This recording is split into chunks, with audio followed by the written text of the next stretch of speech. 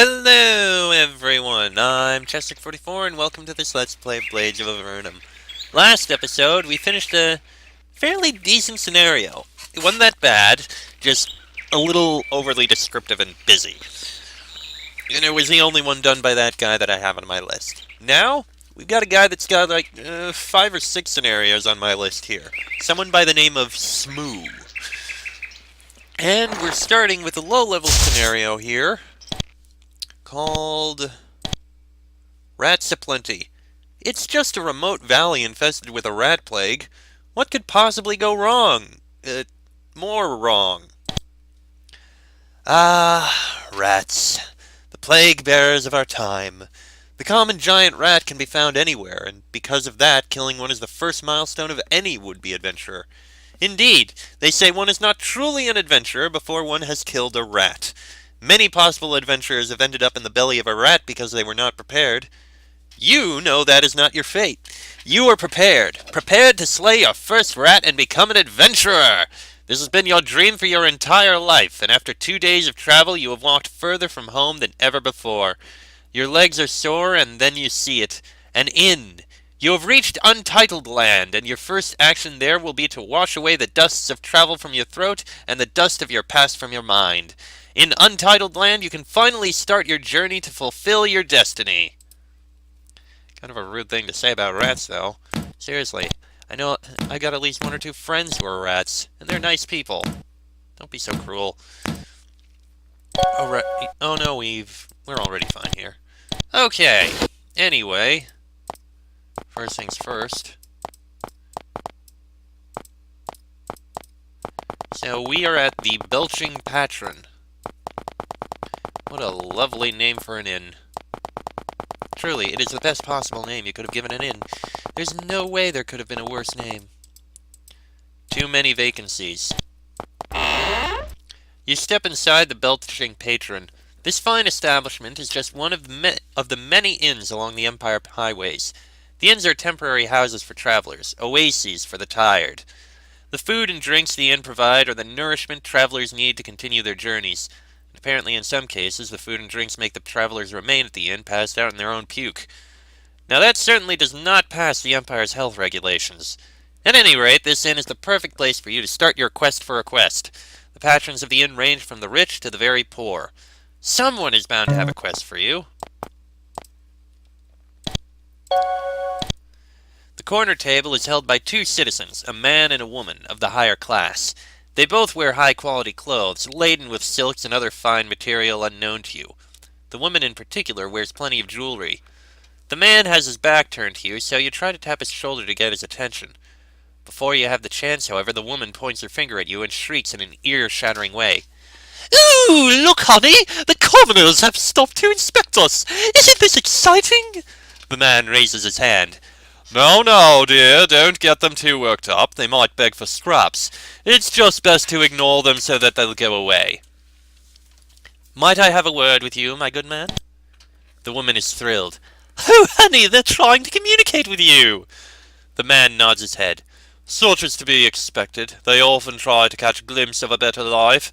But I remain firm. We must not give them any notice. It is best that our kind would not let them meddle in our affairs. You remember what happened to Maynard when he involved himself with that rabble?" The woman nods her head glumly. "I was talking to you, you bloated bastard." The woman looks shocked. "Honey, why did it do that?" The man swallows the food in his mouth. "That's just typical behavior from their type. Just ignore them and they'll go away." "Doesn't look like you have much to do at this table, so you wander off." "Either one of you have a job for us?" The man speaks to his wife. "Oh, these are the troubling sort. It's best to stay as far away from them as possible. They can cause all sorts of trouble if you let them into your home. Just say nothing, dear, and hope they'll leave." "May I have a word with you, madam?" The woman flashes a bright smile to her husband. "Oh, look, honey, this one is talking to me." The man nods quickly a few times. Yes, it's best not to—" The woman interrupts the man by shouting a spirited "Hello!" in your direction. The man shakes his head. No, no, honey, you don't want to do that. It only encourages them. It might look like it would be fun to have one of those around the house, but really nothing more than servants that walk around freely. Madam, we are not savages. Well, The man coughs meaningfully. The woman looks at her husband and then turns back to her food, ignoring you. Let's see what this scenario is going to be like. 3 peasants are sitting around the table. A blond man, a bald man, and the woman you decided to talk to. She has brown cropped hair which she hides under a scarf. She's in her late 20s and is listening to the conversation of the 2 men. The blond man speaks. I keep telling you, you must have lost it. You know how you keep misplacing things. The bald man shakes his head. But I never lose it. I've always been very careful with it, and I know what I saw. The woman gives you a smile of acknowledgement, but says nothing. What are those men arguing about? The woman puts down her flagon and points at the bald man. My husband's brother there has lost the dagger that their father gave him. Now, since he's been known to forget about things, my husband and I both think he simply forgot where to put it. However, he claims that a rat stole it when he woke up this morning. A rat stole it? So he claims. The whole idea is laughable, of course. Why would a rat steal a dagger? But he doesn't listen to reason. So he's really absent-minded, then? The woman nods. I'd say he's the most absent-minded man in the world. It's not enough that he forgets where he puts things, but just 2 days ago his house caught on fire, and while he was running to get help, he forgot why he was running. At this point, he had reached Scurf Town, so he decides to have a drink of the jolly Rigimold. By the time he's drunk as the mare, he starts to stumble towards home, only to find its smoldering remains. Not much survived the fire, but among other things the knife did. Claims to have been very careful with it, but who knows where he left it in his drunken, forgetful state of mind. The woman shakes her head sadly. Do you have any quests for me? Quests? Why, of course not. My suggestion for you is to go and talk to the mayor in Scurf Town. He might have a job for you. Then again, maybe not. The blond man is still pressing the point of his story. May I ask what you were talking about? The blond man turns to you. We're talking about my brother's absent-mindedness. The bald man grumbles something. You see, he recently misplaced... The bald man rises from his seat and shouts, God damn it, I did not misplace it! A rat stole it! The other 2 at the table look away from the bald man in embarrassment. A couple of patrons from the other tables turn to look at the man. He sits down with a sullen look on his face. I know what I saw. The conversation then continues on the trail it was on when you first walked to the table. Would either one of you happen to have a suitable quest for adventurers? Both of the men turn to you in confusion. Quest? Like, I lost my pants to go fetch them, or my outhouse has been run over by a goblin? Inquires the bald man. They both look at you like you're a complete idiot. No, we don't have any quests. We can take care of those kinds of situations ourselves. The bald man still refuses to believe the blonde man's story. No, that's the same thing. Okay, let's talk to this group, which includes a man who appears to be completely passed out. The situation around this table is grim. One of the customers is already passed out and is lying on the floor. The man and the woman are regarding each other with deep suspicion and open hostility. They are clutching tightly to their drinks as if the other one might steal it. And the 4th man? Well, he looks like he's having the time of his life. He glances eagerly from one of his companions to the other. He looks like an excited puppy dog, an overweight puppy dog at that. He notices that you are staring at him. Ooh, what is it that you want? Make it quick, this is getting interesting. What's wrong with your friends? Oh, it's a very long and interesting story. You see, a mere year ago, there were 7 of us. Jack and Sharon there are siblings, and they also have a brother called Paul. Their family name's Brooks. The remaining 4 were Catherine, Gloria, and Brad Foster, who are also siblings. And then, of course, there's me. Now, the Brooks are honest, hard-working, but poor people. Now, the Fosters, they are relatively wealthy, upper-class merchant family. The head of the family wishes his children not to mingle with the lower classes. Despite this, the 7 of us became friends. What does this have to do with anything? Victor waves his hand irritably. I'm getting there. You see, we grew up together, and Mr. Foster was fine with that until he started to earn more money. It was then that he decided that his children should have nothing to do with the Brooks. But we were young and restless. Paul and Gloria developed a close relationship. When old man Foster found out about their relationship and exploded, He exploded. He wanted to send Gloria away and marry her to some rich family or other. Paul, of course, wanted none of it. Meanwhile, Jack and Sharon were starting to get fed up with the more snobby behavior of Catherine and Brad. Listen. Victor's story goes on and on and on about how Paul and Gloria tried to be together and how the others fought over hurt pride, money, love, and family ties. You even listen more about Mr. Foster.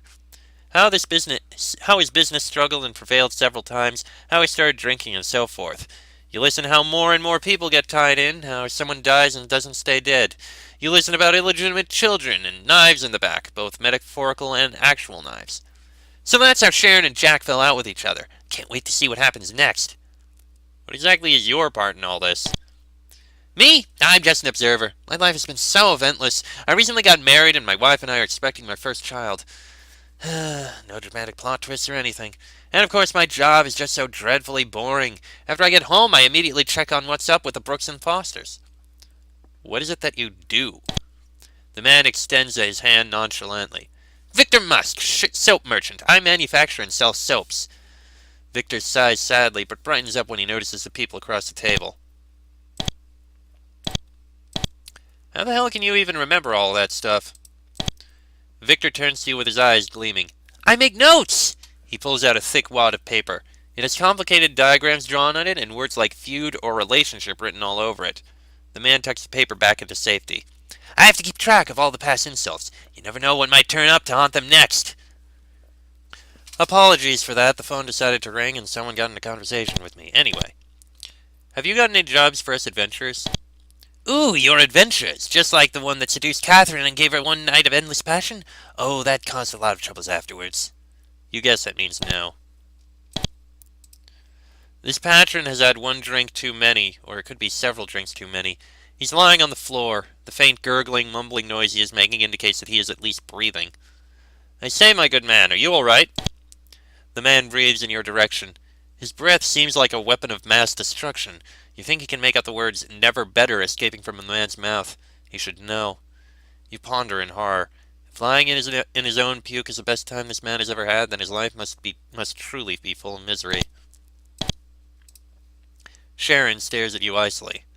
Say, is there some kind of problem at this table? The woman simply gives you a long, hard, penetrating gaze that makes you want to fall off the face of the world. By chance, do you know of any quests? Dead silence. Jack is silent. Is that man lying on the floor okay? The man simply stares at you in contempt and blurts out something incomprehensible. Pardon? Something tells you this man does not wish to speak with you. Do you know of any suitable quests? Okay then. Let's talk at this group here. The captain of the group of soldiers is a short, stocky man. It's hard to determine his age since most of his face is covered in bushy facial hair. He's laughing with the rest of the soldiers, but he isn't involved in the storytelling. Excuse me, Captain, where are your soldiers stationed in? We're from the garrison of Scurftown. Finest garrison on the continent, right, lads? An assortment of random muttering is the answer. The captain grins underneath his thick beard. Well, the garrison may not be top-notch, but we got the best inn ever. And I should know. I've been in all sorts of inns. In Iso, Pralgad, and even in Vantanis. I've been in inns all around those continents. And let me tell you, this inn is one of the finest I've ever seen. The ale alone is astonishing. And in the end, that's what really matters. A good place to get drunk. But surely a soldier wants more than that. Oh? Like what, for example? What about the brotherly feeling among comrades in arms? The soldier looks genuinely aghast. He doesn't say a word, but you get the feeling he never thought of things like that. What about daring fights against evil forces? The captain shrugs. Well, the only kind of fights I've experienced were desperate fights against even more desperate people. Nah, soldiers don't go around looking for evil to slay. You're thinking of those other guys. You know, those fellers who roam around free as birds and take quests from other people. Idiots! That's them! The man takes a swig from his mug and belches loudly. What about the feeling you get when you know you're doing something for your country? The man considers this. Sore legs? I don't know about that, especially since there aren't any other countries around to threaten our sovereignty. There's only enough to fill them, and I hardly call those disorganized flea bags a country. What about the free bed and food? Well, the food varies from cook to cook, but the standard Empire beds are horrible backbreakers. Sleeping on the floor is actually more comfortable than sleeping on those rock-hard beds. Do you know of any quests? Are you implying we're not doing our job? The captain eyes you severely. I'll have you know that there is no one in this entire region who would give you a quest. Our soldiers are dealing with all of those sorts of problems. Well, most of them, anyways. Or none. Okay, then. Moving on. A group of soldiers sits at this long table. These brave men are responsible for the safety and well-being of the Empire citizens. After a long day of hard work, they have decided to come here and have a drink. Their laughter fills up the entire inn. Whatever it is they are talking about, it must be funny. Listen to what they are talking about. One of the soldiers is speaking. So then we ran like hell. I'm serious here. It was a life-threatening situation. I mean, I had worn the beast, this gets a laughter from the rest, down all evening and it was ready to kill me. Another soldier begins. Yeah. Reminds me of that time I attacked this really dangerous-looking monster. The rest found this funny.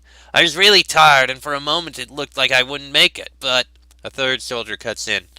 Oh, we've heard that story 1,000 times already. I got something fresh. 2 days ago, I was around these parts and saw 2 of those very deadly felines. The rest go, her.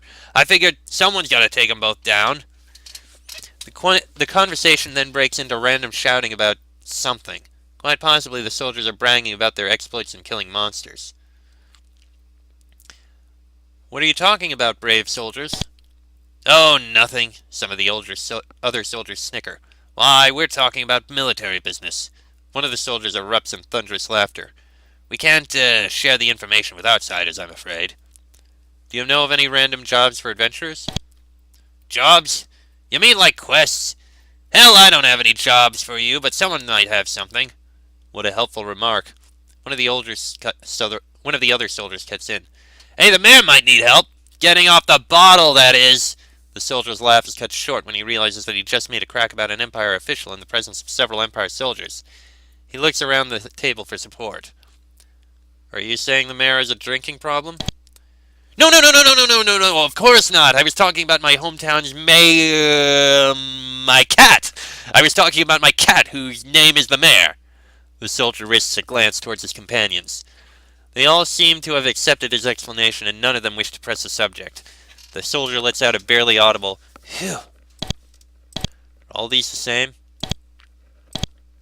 Same thing there, same thing there. The priest of the group of soldiers is not feeling very well.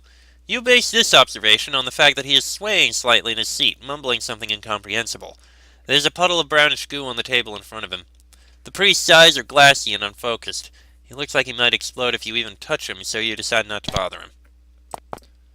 Okay. There's a group here. These 2 young women are clearly apprentices. Perhaps you could call them acolytes for the high priestess of the group. This one has short, straight blonde hair and a tan complexion. She seems happy. She's looking around in a spirited way. Seems that an almost permanent smile has been stuck in her face. What are you so cheery about? Oh, I am happy. Happy, for soon our search will be over. She speaks in a practically annoying sing-song voice. Sorry about that. Someone decided to call again. Ugh.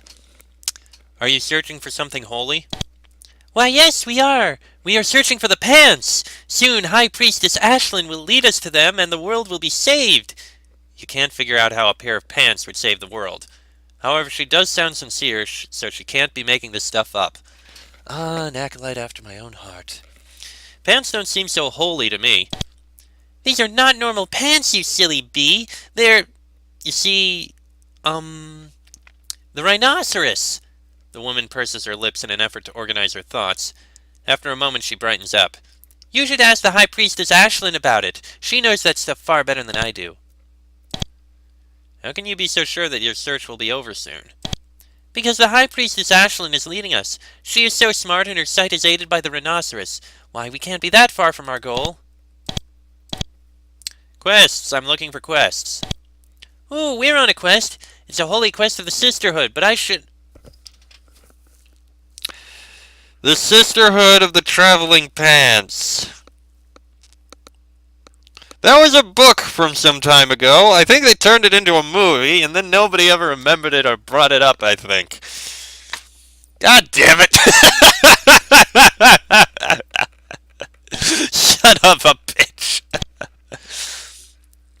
This acolyte has red hair, pale skin, and a sad expression. I say, what has caused you to be so glum?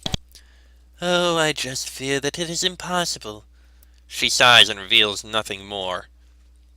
It's impossible to drink 10 rum drinks and sing the glory of the Empire while your pants are on fire? I've seen it happen.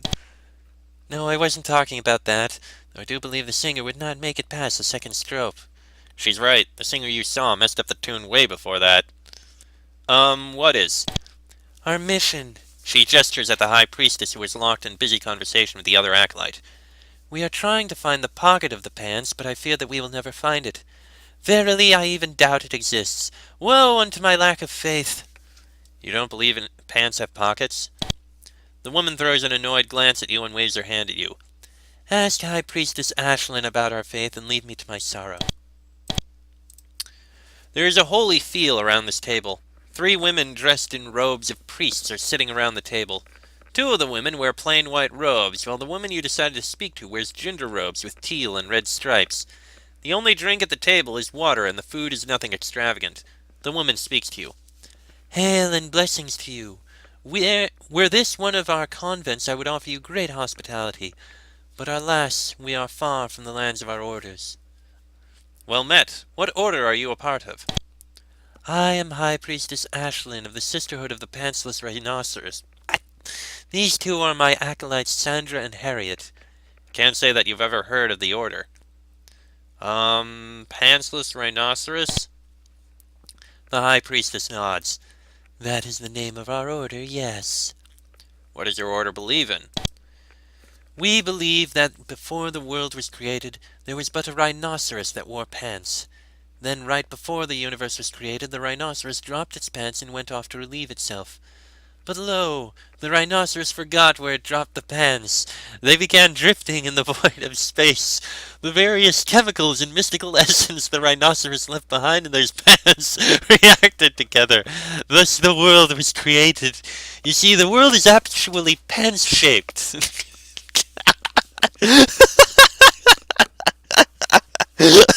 I'm sorry. I cannot say that with a straight face. My God.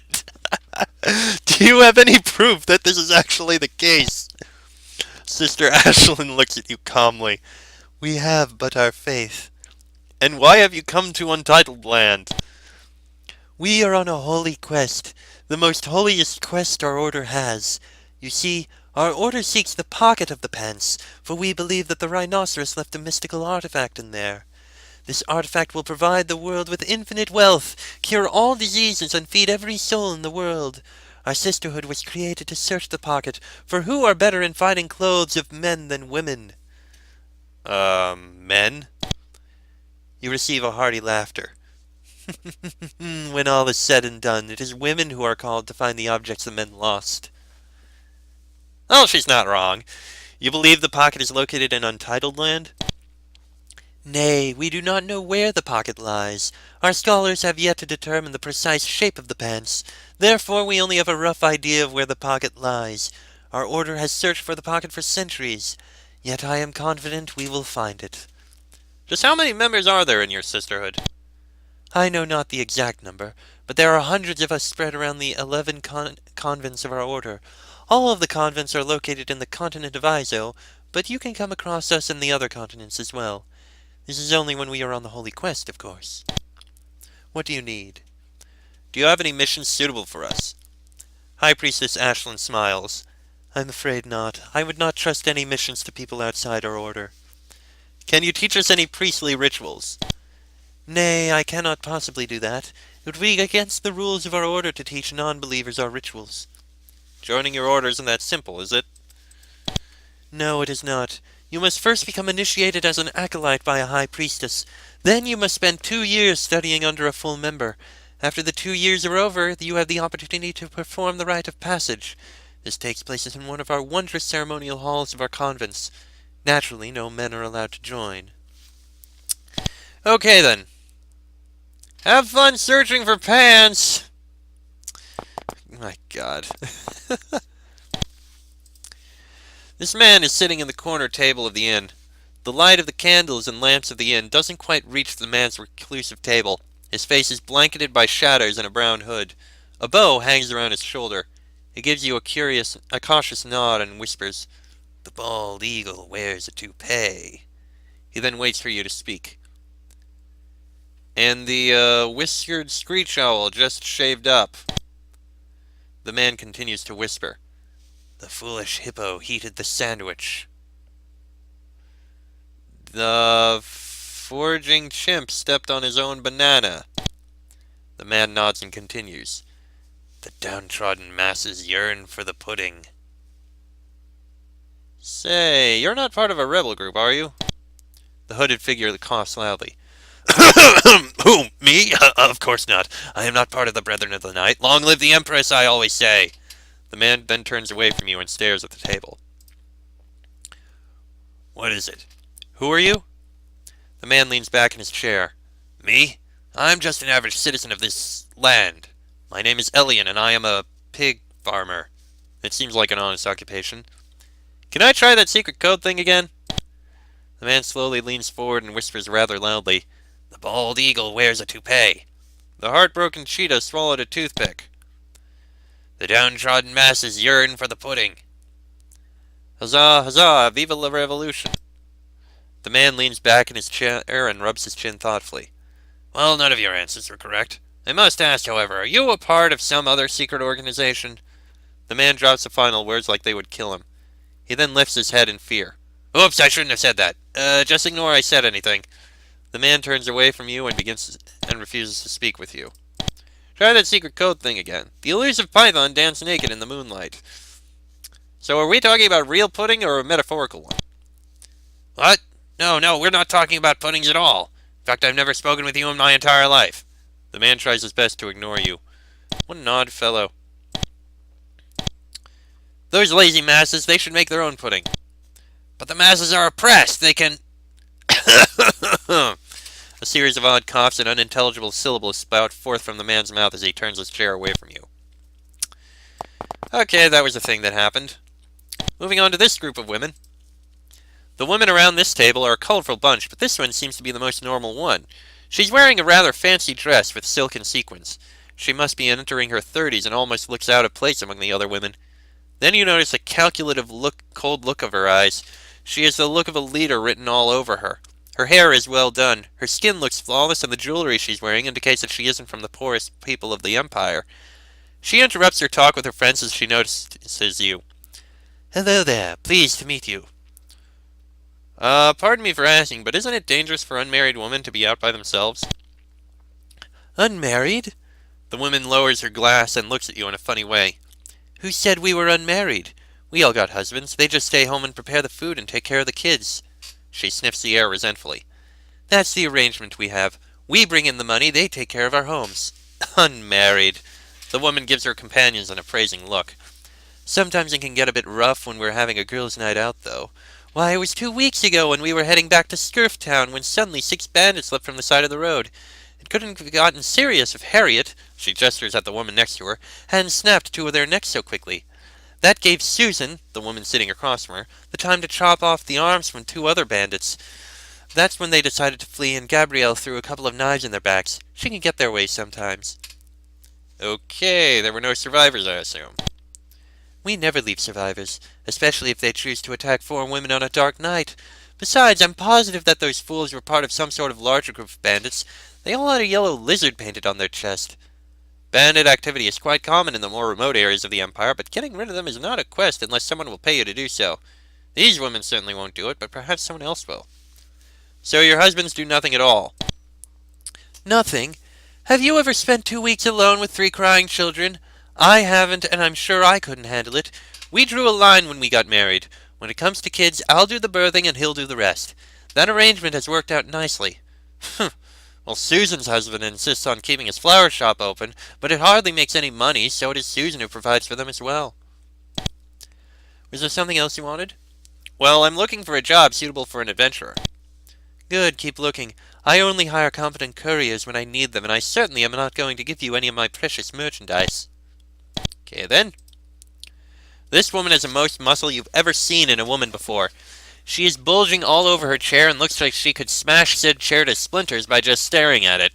She's chatting away with the other three women in a carefree way. She notices your attempt to speak with her and blurts out, "Huh? What do you want?" "I just want to have a word with you." "I don't talk to people I don't know." "But if you never talk to anyone, then you won't get to know them." "I don't know you," she states and turns back to her friends. She seemed awfully chatty from afar.